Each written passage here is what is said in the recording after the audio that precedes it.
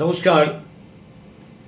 দীর্ঘদিনের সংগ্রাম, নবদ্বীপ ঘাট পর্যন্ত রেল লাইন পৌঁছানোর যে দাবিতে বহুবার এনকোয়ারি আন্দোলন করা হয়েছে,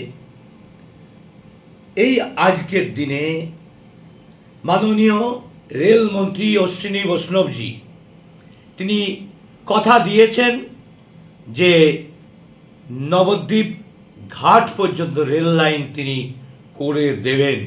এটা আমার জীবনের একটা বড় আশ্বাস, আর এটা কয়েক মাসের মধ্যেই বাস্তবায়িত হওয়ার জন্য পদক্ষেপ গ্রহণ করবেন স্বয়ং রেলমন্ত্রী। তাই অপেক্ষায় রইলাম রাজ্য সরকারের সহযোগিতা, রেলের জায়গা দখলি মুক্ত করার ন্যূনতম কাজটি যদি করে দেন, তাহলে অতি সত্বর নবদ্বীপ ঘাট পর্যন্ত রেল লাইন পৌঁছানো সম্ভব।